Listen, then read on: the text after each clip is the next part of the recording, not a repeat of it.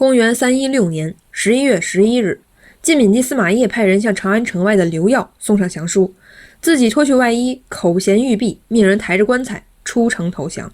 至此，西晋正式灭亡。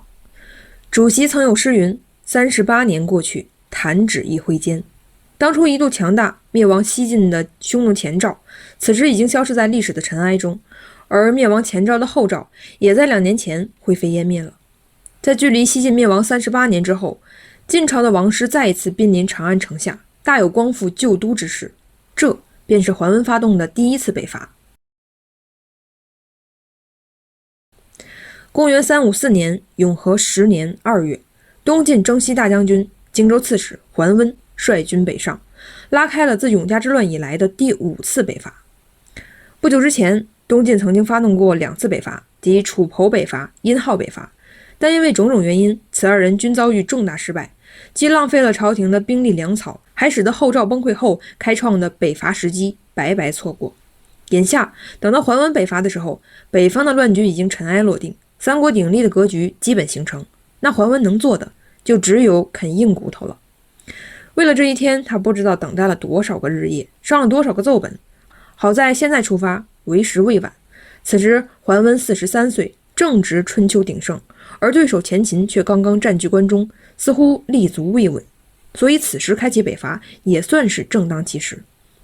桓温这次北伐的路线有2条，一条线是由凉州刺史司马勋带领，准备正治一下三国时期蜀汉大将魏延的计谋，计划从汉中出子午谷，直扑长安。司马军的这支队伍作为偏师，主要起到牵制作用，而主力部队则是由桓温本人带领，先走水路，从南郡出发，过襄阳到达南乡，从南乡下地后走陆路逼近武关。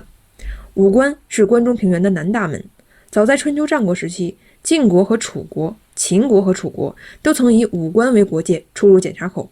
到了清朝，还有人作诗称武关一掌避秦中，湘云江淮路不通，即武关是扼守关中和荆州的战略要地。不过正如桓温判断的那样，立足未稳的前秦此时对武关的驻防非常薄弱。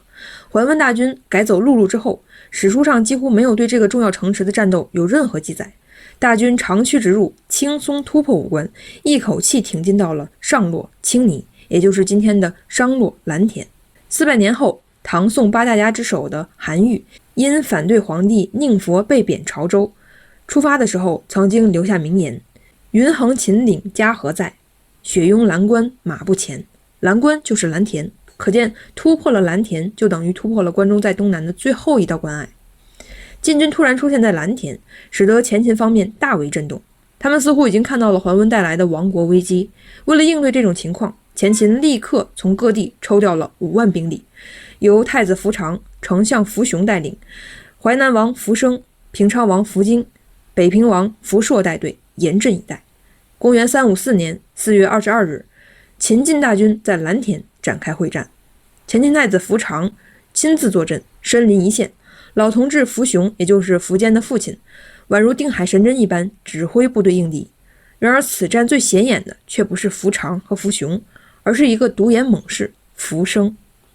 战斗爆发之后，扶生亲自带着骑兵前后10多次冲入晋军步兵阵列，杀伤甚重，几乎就要造成东晋方面的全面溃败。关键时刻，桓温也展示出大将风范，他不畏见识，亲自督战，号召将士们英勇杀敌。最终经过惨烈的殊死搏斗，此战以前秦败退，晋军大获全胜而告终。3天之后，东晋大军乘胜继续挺进，到达长安的门户霸哨。而另外一方面，失败者前秦则在经历建国以来最黑暗的时刻。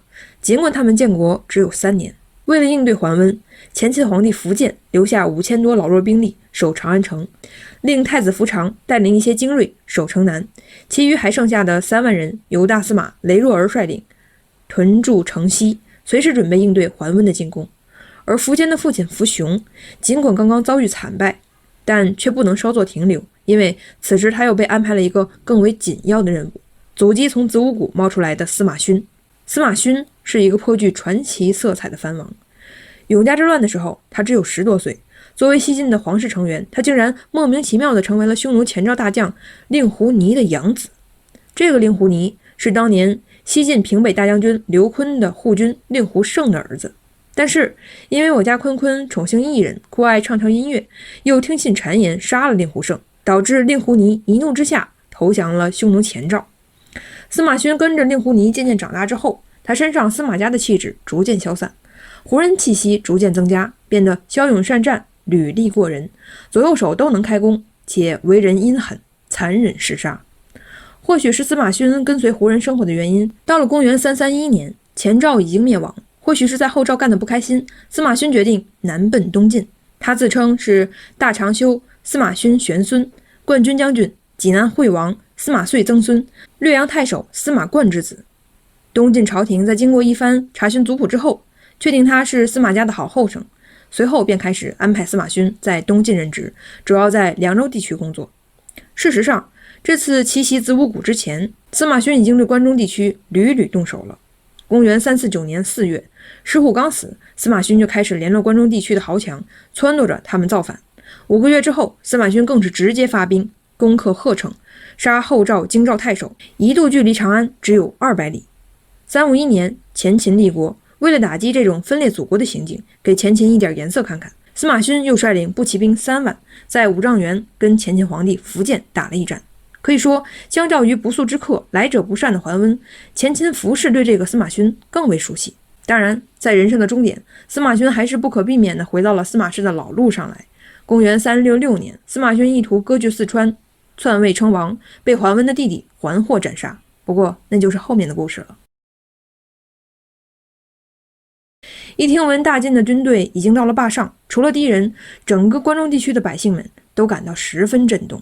长安附近的势力纷纷望风归降，老百姓抑制不住心中激动的心情，争先恐后拿出家里的酒肉犒劳慰问桓温大军。还有老人家流着眼泪说，没想到我还能活着再见到王师。进入坝上就已经进入了长安的城防范围，短短15公里，只要桓温挥兵而下，恐怕晋军不消片刻就能光复旧都。然而就在这个时候，桓温停住了，士兵们焦急地等待着进攻的命令，关中百姓也在翘首等着胜利的消息，豪族们更是心里嘀咕，这桓大将军不远千里打进来，到这会儿还在等什么呢？出于以上种种疑惑，有些人就不免要去桓温军营打探一番了。这其中就有一个29岁的小伙王猛。王猛寿光人，北方大乱之后，王猛像那个时代的很多流民一样，过着颠沛流离、四处游荡的生活。早年间，王猛家的生活非常艰难。王猛从小就只能以卖本鸡为业，赚点口粮钱。本鸡就是北方方言中用竹子编成的簸箕。有一次，王猛在洛阳附近卖簸箕，碰上一个人说要买他的货，但是身上没带钱，希望王猛跟他回家一趟。王猛觉得好不容易遇到个大客户，可不能错过了，于是也没有多想什么，就跟着这个人往回走。等到这一路上曲曲折折、跌跌撞撞走到目的地的时候，他才惊愕地发现自己已经走进大山深处。按照正常的套路，值此遭遇的王猛，要么会像《水浒传》一样被人色香味俱全地做成包子，要么会像缅北一样被人从身上借点器官来拥有。但王猛显然不是一般人的待遇。到达目的地之后，他被带到一位鹤发童颜的老者面前，老人身边还有10多个仆人环立左右。王猛一见这架势，心想咱也不知道这是什么级别的大人物，惹不惹得起，于是便先行向老者作揖行礼。没想到老人家却连忙制止他，说道：王公，您怎么能拜我呢？随后老人家给王猛10倍的价钱，还派人送他出山。等到王猛出去之后，他回头一望才知道刚才已经进入茫茫松山。这份记载充满了神秘主义的味道，没头没尾，不知所云。如果按照编写书的逻辑，这段故事似乎在模仿当年大汉张良在桥上遇到黄石公，授予他太公兵法的故事。而王猛在经过这番神奇遭遇之后，决定暂时放下他的事业卖簸箕，转而在华山隐居，并开始刻苦读书，苦学兵法，观天下风云，敛意待时，静候龙颜之主。当王猛听说东晋的大将已经打到坝上的时候，便决定前去会一会。当他破衣烂衫、浑身臭气出现在桓温面前的时候，桓温并没有觉得有什么奇怪，毕竟在江南，那些谈贤谈入迷的名士们邋里邋遢、不拘礼节，甚至裸身会客的也不在少数。不过理解归理解，桓温还需要弄清楚此人来的目的是什么。于是他便以退为进，先请王猛谈谈对时局的看法。王猛听罢，毫无保留地谈论自己的见解，而且一面滔滔不绝地谈论天下大事，一面在身上抓狮子，抓到之后还不忘使之一捏，将其捏死。桓温耳朵里听到的是真知灼见，眼睛里看到的是一个流浪汉现场发癫，对这幅场景越来越觉得奇怪，于是便决定问一些关键性的问题。他说：我奉天子之命，带兵10万讨伐逆贼，但关中豪杰却不起兵响应我，这是什么原因呢？所谓高手过招，点到为止。在桓温看来，自己已经到了霸上，三秦豪杰理应顺势而起，诛杀敌人服饰，归顺朝廷。迟迟不动，未免有些显得不听招呼，不讲政治，不够主动。桓温自以为抛出了一个关键问题，但没有想到却更加暴露了自己的立场。在王猛看来，什么叫三秦豪杰都不来？老百姓们单食胡浆，喜迎王师，送钱送粮食，这还不够，还非得起兵才行。你说三秦豪杰都不来响应，可是想当初多少次响应的结局是被大晋抛弃，沦为胡人的刀下鬼。你当官的不主动经略关中，拉拢各方势力，显示出积极姿态，三秦豪杰为什么上赶着效命？要知道，老百姓不是注定的跟你走的。随后王猛略带神秘的微微一笑，点到即止的恢复桓温说：长安近在咫尺，但您却按兵不动，大家摸不透您真实的意图，所以不来。听完王猛的话，桓温心中一惊，他知道了王猛此次前来的目的是试探自己，也知道王猛此时已经试探出他的成色。人精王猛已经看出，所谓北伐目的根本不在光复河山，而是借机掌权。挺住灞水，则是害怕与前秦两败俱伤，削弱自身实力，所以桓温宁可养寇自重。王猛说完，现场陷入一片沉寂。在漫长的沉默之后，桓温说道：整个江东没有一个人能比得上你。当然，眼前的桓温还不知道，不光是整个江东，就算再加上前燕国、前秦，也没人能比得上王猛。那么桓温到底是为什么迟迟不发兵呢？进入霸上之后，近在咫尺的长安城不仅没能让桓温下定决心，反而让他变得更加畏手畏脚。因为毕竟桓温的兵力对前秦并不具有压倒优势。桓温加司马勋两线兵力大约6万，前秦全部兵力大约7万。双方如果以旗鼓相当的兵力展开遭遇战，东晋或许还有战胜的可能。而试图用这些兵力去攻坚一座城池，还是长安城，那必定是捉襟见肘。更何况过了灞水就是长安，在军事地形上，前有坚城，后有大河，背水一战的风险实在太大，不是逼到绝境就不要轻易尝试。此外，物资补给也是一个大问题。一开始桓温掐着点儿到了关中，打算学一把诸葛丞相，准备趁着关中地区小麦等作物成熟，收割敌人的粮食，来给自己大军提供补充。但苻建显然把事情做得更绝，他提前派人把麦子都割光了，坚壁清野，致使整个三秦地区一片荒芜。在这种越拖越危险的境地之下，顺阳太守薛真对桓温建议说，大军应尽快渡过灞水，直逼长安城下，与前秦军队展开决战。但是桓温不从。薛真是一员猛将，他常年镇守东晋边境，曾经多次在顺阳地区与前秦交战，可谓是经验丰富，熟悉敌情。因此在被桓温拒绝之后，他一气之下不顾命令，率领本部人马单独过灞水，与前秦交战。此战的结果振奋人心，薛真大获全胜，斩获敌人甚众。但是由于最终桓温还是不肯发兵，致使本次出击难以维持，只好再撤退回灞水，等待战机。没想到这一等就是3个月，3个月一动不动，这就让前秦得到了喘息的机会。苻建腾出手来，先弱后强，先是阻击了从子午谷出击的司马勋的部队，司马勋战败，退往女娲堡。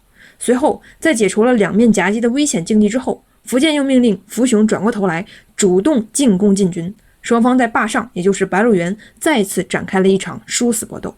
但是很遗憾，第2次白鹿原会战，胜利之神并没有眷顾晋军。此战桓温惨败，被斩杀1万多人，北伐军遭遇重大损失。至此为止，西路军司马勋已经失败，粮草补给基本耗尽，桓温手中的晋军只剩下2万余人。再加上灞水和长安城之间的地形不允许攻坚，以及刚刚战败致使悲观气氛在军中蔓延。总之，在全面思考一切因素之后，公元354年6月，桓温下令本次北伐结束，全军回撤荆州。撤退前夕，桓温邀请王猛一同南下。按史料记载，王猛跑回深山里，问了自己老师关于南下的意见。老师对他说：“你与桓温恐难并立，留在北方自有富贵。”而事实上，桓温在思虑重重之后放弃了长安，王猛也在深思熟虑之后放弃了桓温。对王猛来说，他想要做的事儿是惊天伟地，是文治武功，是九合一匡。例如，当他第一次拜谒桓温的时候，他想要做的是促成桓温一战定风云，收复关陇。而桓温因为种种主观客观原因，既没有能力也没有意愿去支持王猛的梦想。主观上，王猛是一把神剑，桓温恐怕难以制约。更何况王猛在后来改革时霸道阴质的行事风格，也不是桓温能够容忍的。而客观上就更加无奈了，江南世家林立，豪门如云，连琅琊王羲之都憋屈一时，你一个卖簸箕的王猛，又能在东晋这个平台上做出多大的成就呢？铁腕改革家王猛与虎步龙行的桓大司马，一南一北的真豪杰，曾经在坝上风云相会，但最终却又无可奈何的分道扬镳。在往后的日子里，桓温和王猛都会按照自己笃定的那条路一路走到底。至于两人孰优孰劣，谁对谁错，还是交给后人来评说吧。6月1日，桓温携关中3000余户百姓踏上南归路。为了保证撤退路上的安全，有效应对前秦可能发动的追击，桓温做了周密的准备，同时命令西线的司马勋也务必做好应对之策。果然，当大军开拔的时候，前秦皇帝苻建立即派遣丞相苻雄追击司马勋，派遣太子苻长追击桓温。然而，自以为能占到便宜的苻建却接到了一个噩耗。丞相苻雄在追击司马勋的过程当中，因孤独劳累病逝在前线。苻建听闻弟弟苻雄薨逝的消息，悲伤到吐出鲜血，痛苦地说：“这是天不欲我平定四海吗？”